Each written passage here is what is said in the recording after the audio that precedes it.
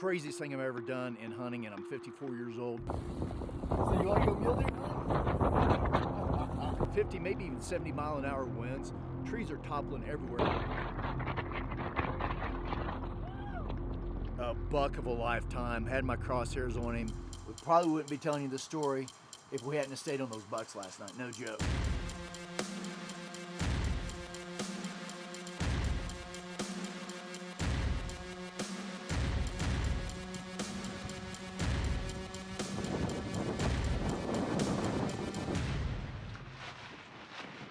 Yeah, let's hope it didn't get windy. Hey everybody, welcome to our channel. We have got one hell of an adventure for you this time. It is quite the ride. Eddie and I are heading to Idaho. And as we're starting out, I'm not too sure I like the way that it started out, to be honest with you. Eddie is on a pretty cool horse named Rambo. I ended up with Hannah. I'm not too sure how that happened, but we had a 2.5 hour ride in. Beautiful ride. Started out just like any other adventure does on horseback. Little did we know that on this mule deer hunt that we were lucky to be able to get out alive.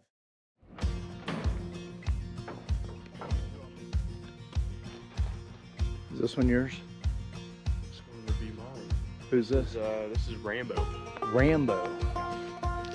My son gets Rambo and I get Hannah.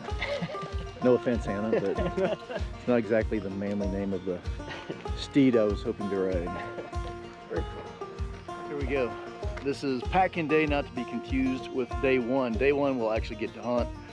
Was just told we have 2.5 hour ride in. I think that information was withheld until I got up here, just because me and being on backs of horses don't get along too well.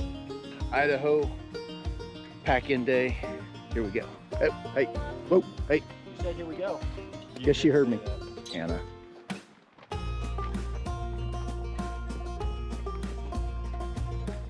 All right, so we changed things up a little bit.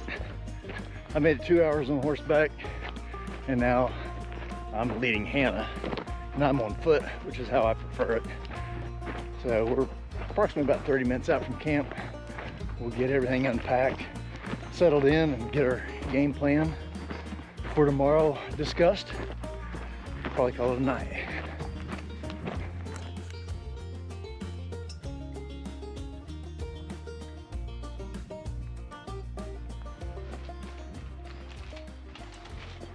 Just so you both know, this is the non-snoring camp. So No promises. Don't give me whiskey then. all right, so we'll take your whiskey off your hands because I don't snore when I drink whiskey. All right, y'all, so this is our home sweet home. There's our central heat and air. There's our Craftmatic adjustable beds.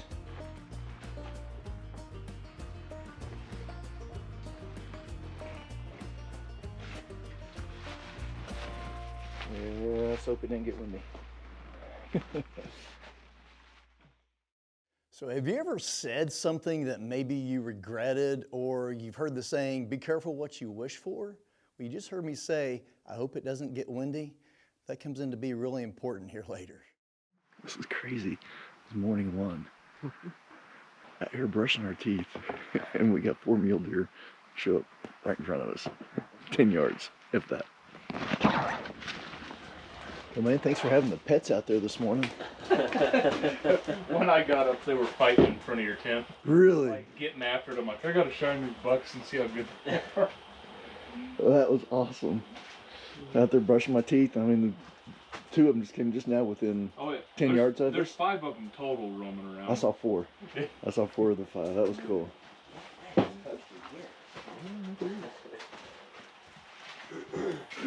guys need a cup? Yes. Need is the correct word, not want. Need. Need. Yes. Right. Take anything in it? There's a steamer on the table. That jar has sugar. Day one has officially started. Once we get right over here, we can start to see down in, and our plan is to kind of work back that direction. So you'll see it gets very open and exposed.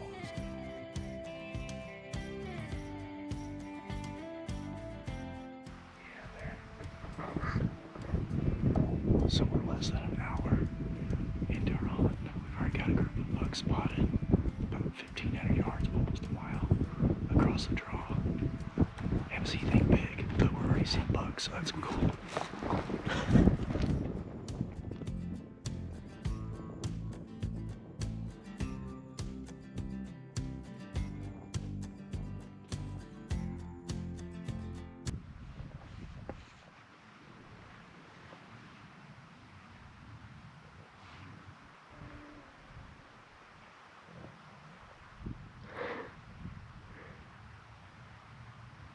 I don't think this is how you hunt mule deer.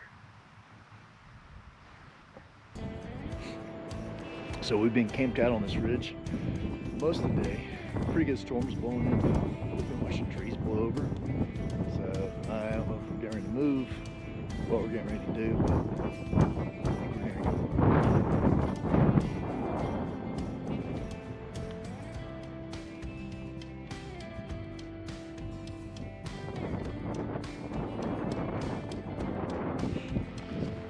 No big boy. Oh man, is that one of the big body? Couldn't hardly see it. Oh, it's all hard over there.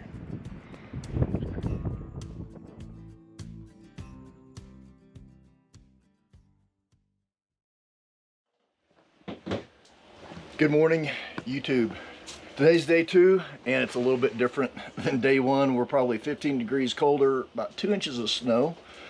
And Caleb, what's the game plan today? What are we doing? We're just going to try to stay alive and not freeze to death. That's a good game plan.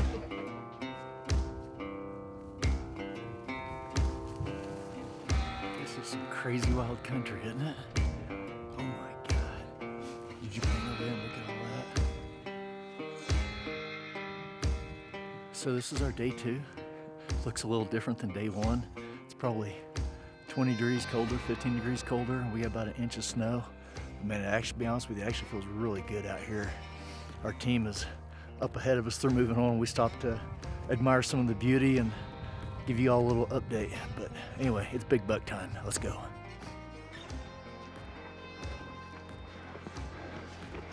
All right, so snow, shell rocks, and a steep incline with a bad knee. Not a good combination. I've fallen once. Eddie down there, he fell right after me. He laughed at me, so it serves him right. Apple doesn't fall far from the tree. It's a long ways down there. Up.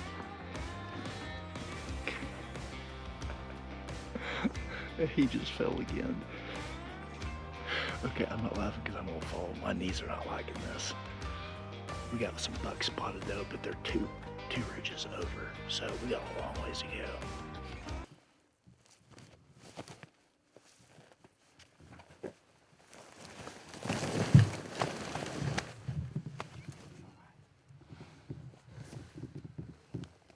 So, I'm still in a line from Lethal Weapon.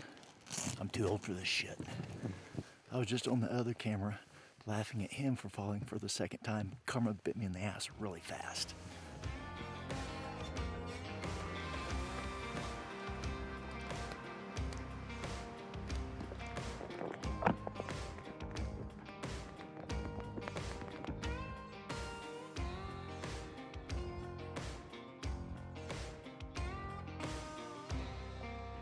We have to go the rest of the way up that. And Where's the escalator at? both of us are already way out of breath. Of course, I'm carrying a 7-foot rifle, so I've got a good excuse. I'm just out of shape. Look at that thing. It's huge. Can't even put it all in frame. Anyways, if you don't hear back from us, we didn't make it up. We'll see you guys later. One thing that we figured out for sure, we won't ever get lost here. There's only one direction. It's always up. This Flatlander, he's getting his ass kicked, but it's gorgeous. Wouldn't have it any other way. Look at that view behind me. This is freaking awesome. So, day 2 has kind of come to an end. We're on our way back to camp. Saw a beautiful buck today. We saw numerous bucks, but we saw one somewhere between the 170 and 180 class that we tried to get David on, and he was just in some really thick stuff. Had him at around 500 yards. but we just couldn't close the deal. Lots of snow today, lots of fog. I mean, we literally couldn't see probably 40-50 yards for a while, but we got 5 more days left, so it'll happen if it didn't kill us first. See ya. So I have got to stop talking about things that can kill us. Apparently my foreshadowing skills are pretty damn strong. So day 3 was a bust. Weather was bad, snow moved in, fog moved in, and we couldn't see anything. We got to hunt a little bit in the evening, but it was a bust. Day 4, we decided we were going out no matter what. The plus side is I saw the biggest buck I've ever seen in my life. He was an absolute monster. It's why we went there. But it did have consequences. There was a price to be paid. We're just now heading out. I had to come back because I forgot the GoPro. And we're going up what I call Heart Attack Hill. It doesn't look like much, but first thing in the morning, my heart's like, what the you know what? That's where we're going.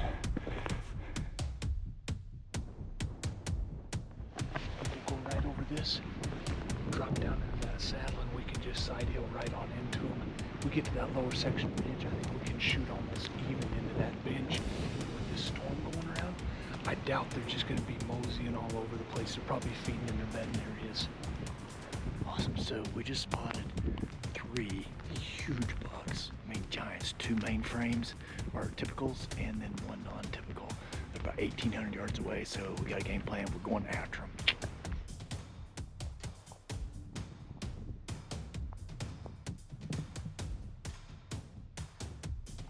Passes right to us, right? Yeah, I can see the log. I can't see the checkered tree right now. Are we looking at the same one then? He's facing to the left. Okay. He's yeah, he's behind stuff now. Okay, yeah, I can't. No, I've got a bunch of brush.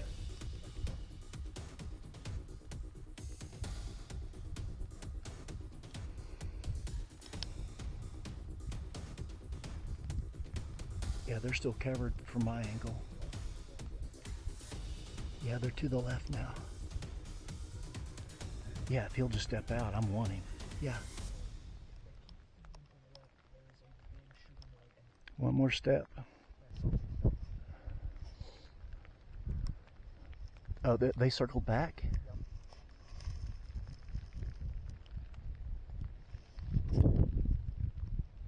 I don't see them. So that is the frustrating part about hunting. Y'all are just gonna have to take my word for it. I know it's really hard to tell looking through the Tacticam. That was the only video and audio that we had left. We had sat there for an hour longer on that buck than what we normally would have to start heading back to camp. That's how big this guy was. Caleb's telling me, he's like, hey, he's a 200, 205 easy. And that's what I came for. So we sat there and we waited. We waited so long that Eddie's main camera batteries died, GoPro batteries died, and all we had left was the Tacticam. So that's the view that you all have. And the weather just got so bad I couldn't see him anymore, and it was time to go. So we packed up. What you're getting ready to see is strictly from my cell phone, just because that's all we had left. The weather intensified, it got crazy. We thought it was kind of funny at first. Eddie and I were joking around. I was joking around. Eddie was like, yeah, get me out of here. And we made it to the top. We had to go down the other side. Part of what you're not going to be able to see is the part of going down that we had to go through all this deadfall. And deadfall and high winds. We're talking probably 70+ mile per hour winds. Trees are falling everywhere, and we have to run through about 1/3 of a mile of it. This is the footage from the cell phone. So you want to go mule deer hunting? Day 4, and it is miserable. I just had my crosshairs on a buck of a lifetime. He was non-typical, had to be in the 200s or close to it. You need another half step. And we got where we couldn't see, and the storm rolled in, and we still got a ways before we get back to camp. Yeah, this is mule deer hunting. Love it. Early season, nice weather, eh?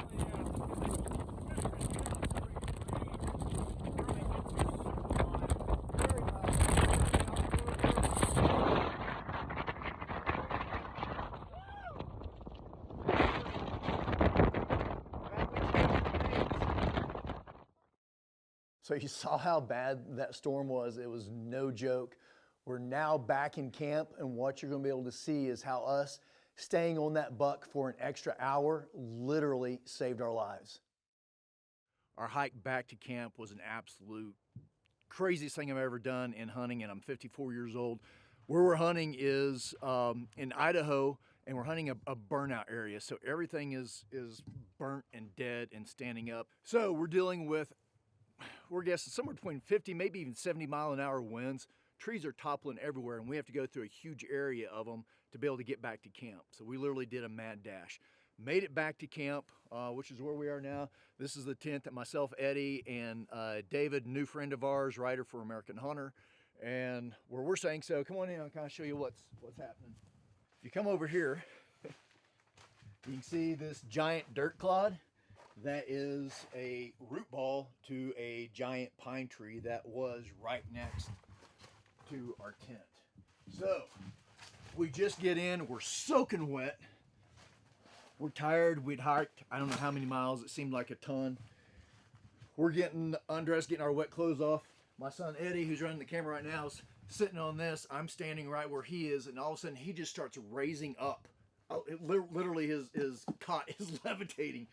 And at the same time, I'm seeing the outside come in, and really didn't know what was going on. And it was all really kind of slow motion, kind of a weird deal, but didn't know what was going on because all these trees we'd seen crashing, we could hear them, and there was, you know, the cracking of wood. This is just the whole thing came up. So that happens. Eddie kind of slams back down, and then we hear screaming, which is not good. Only other person in camp is Caleb, which is our outfitter that we've worked with for years.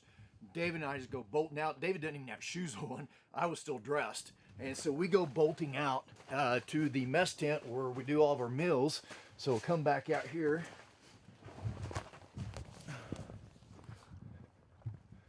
And so here's the root ball from outside. And just pan along here and just show them the tree. So that's what's left of our mess tent. So here's the thing. There's a whole story behind this. Literally, it's no joke. Fishing has saved my family's life. Me, my son Eddie, and my wife Deborah. At the time, my daughter Madison wasn't there. But because of fishing, literally saved our lives. Last night we were on some giant bucks, a buck of a lifetime, had my crosshairs on him, 200-inch plus buck, no joke. We'll hope to show you some video of it. We think we've got it on the Tacticam. So we stayed about an hour later out in the field than what we normally do because we don't typically hike back in the dark. And anyway, so we stayed an hour late, and if we would have been on time, Eddie and I would have been sitting right where this tree is because that's the side of the table that we sit on. David and Caleb sit on the other side of it. So we're going to show you the inside here in a second. It would not have been pretty. It's just the craziest thing. So anyway, like I said, we hear Caleb screaming. We come through here. I don't remember coming over this tree. I'm assuming, I guess I did. So we come here. This is right now the new entrance to it. So bear with us for a second. We're just going to crawl under here real quick. Right here, Caleb is laid out on his back. So basically what happened, the tree crashes, and you can see over there the part of the table that you can't see. Like I was saying, that's where Eddie and I would normally be sitting. We probably wouldn't be telling you this story if we hadn't stayed on those bucks last night, no joke. Anyway, Caleb's laid out here. We think that the crossbeam came down, smashed him on the shoulder, planted him in the ground, and he's got some bruised ribs and some scrapes and bruises and all that kind of stuff, but he's a tough dude, so he's gonna be good. Anyway, you wanna come down here, Eddie? Actually, I already took my rifle out, but if you come down these two chairs here, those are the two that Eddie and I sit in, and then come over here is our stove. I can't even show you because there's a tree on top of it, and then one more chair that some lucky person would have been sitting in. So all this came crashing down. Like I said, we're damn lucky to be here. So that was day 4 of our hunt. Today is supposed to be day 5. It's a 7-day hunt. Obviously we don't have a place to stay. Actually, we're supposed to have some of our outdoor solutions clients coming in to elk hunt. They're still back at base camp. They're gonna have to hunt out of there. We're heading back to meet those guys. We have a crew coming in with horses and chainsaws. We got an update through our inReach. Is that what it is? inReach? Yeah. But they're about halfway here, and they've already had to cut 100 trees off of the trail. So it was a serious deal last night. I'm gonna speak for Caleb. He's been telling us that in all of his many years of outfitting, he's never ever seen a storm this intense. Not even in late season. We came early season to avoid bad weather and timing. I mean, it was just kind of the way it was. But anyway, that's the way it goes. We are coming back next year. We've already asked for 2 tags from Caleb. We're going to come back. We're going to do this again. We want to get on that giant muley. We hope to show him to you guys here in a little while. So anyway, that's our story, Western hunting at its finest, and we'll come back and do it again. So that is the story of how hunting saved our lives. I know I kind of left you hanging. If you want to hear the story about how fishing saved our lives, that is a true story.